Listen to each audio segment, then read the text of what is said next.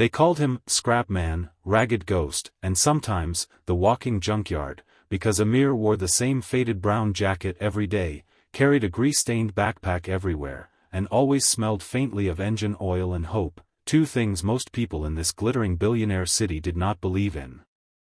12-lane highways shimmered under the sun like silver rivers, skyscrapers sliced the clouds, and the rich rolled past in polished cars worth more than entire villages.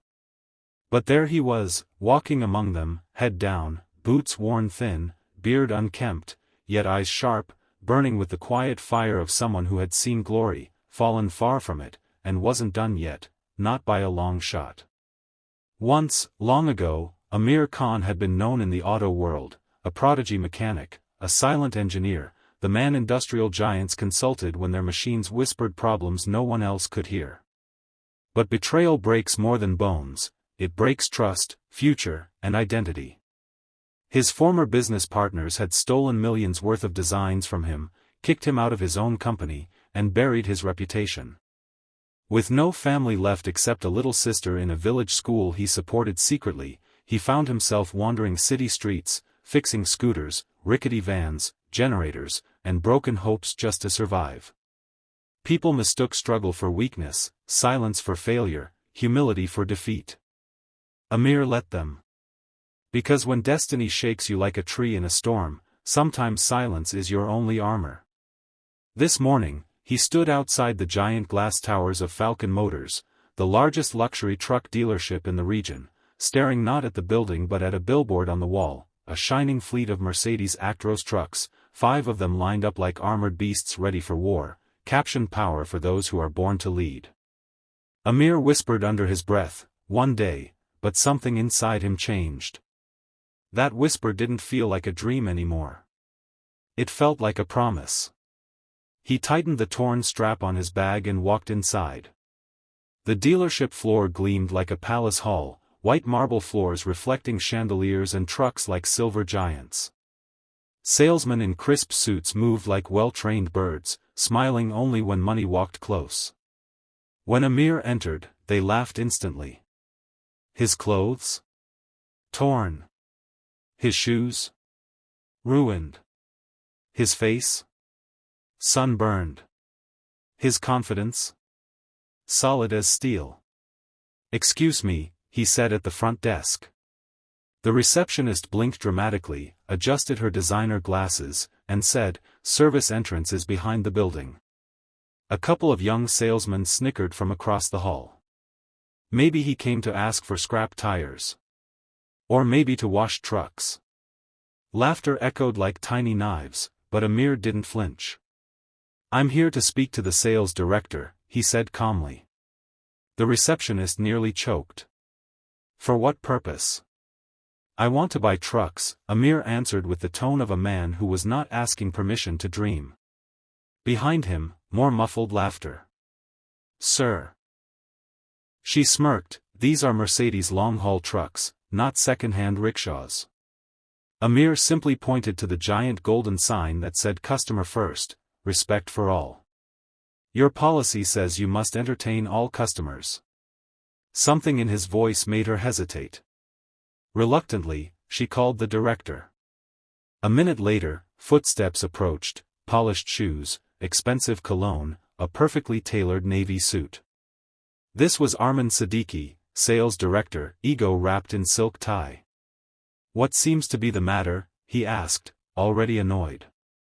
"I want to purchase 5 Mercedes trucks," Amir said. The room froze, then erupted in hysterical laughter. One salesman held his stomach like he was in physical pain from laughing, another pretended to search Amir's pockets for imaginary money. Even Arman cracked a mocking smile. "Sir," he chuckled, "do you know the price of one? Maybe you'd prefer to start with one toy truck."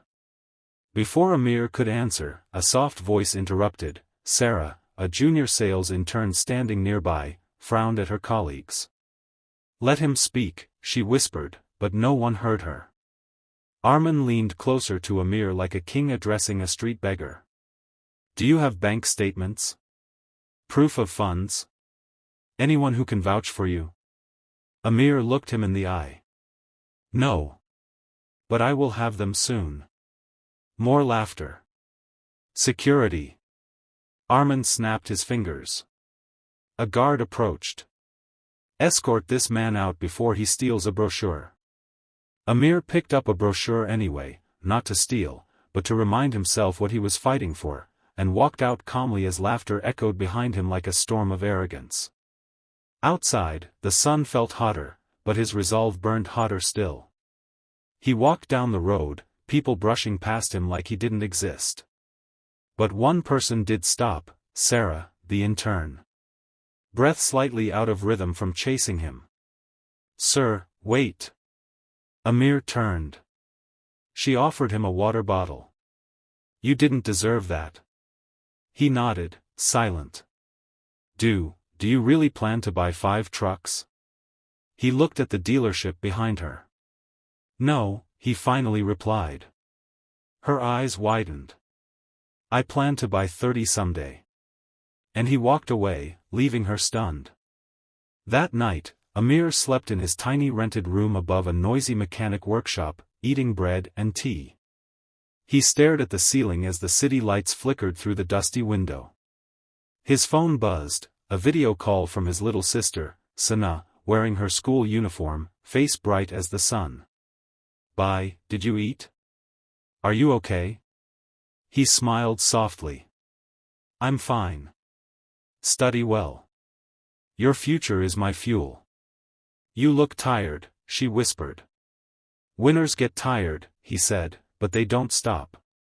She smiled. "One day you will buy your own trucks, bye." That made his chest tighten. "Inshallah," he said, voice thick with quiet emotion. When the call ended, he wiped his eyes. Not from weakness, from pressure, from purpose, from the weight of responsibility only the brave carry. His hands shook, but only because big dreams shake the soul before they become real. The next morning, Amir went to work at a small garage. An old rusted bus sat there, engine dead, owner hopeless.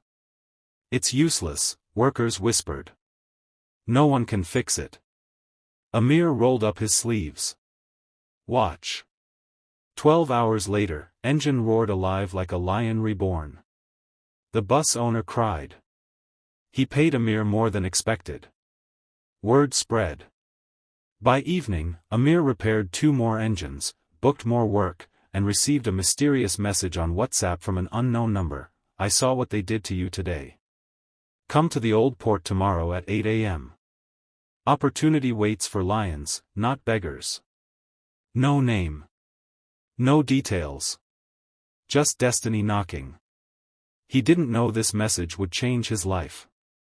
He didn't know the same men who mocked him would soon kneel in regret. He didn't know he was walking toward history.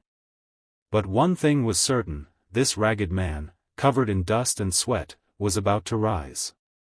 And those who laughed, were about to witness their biggest mistake.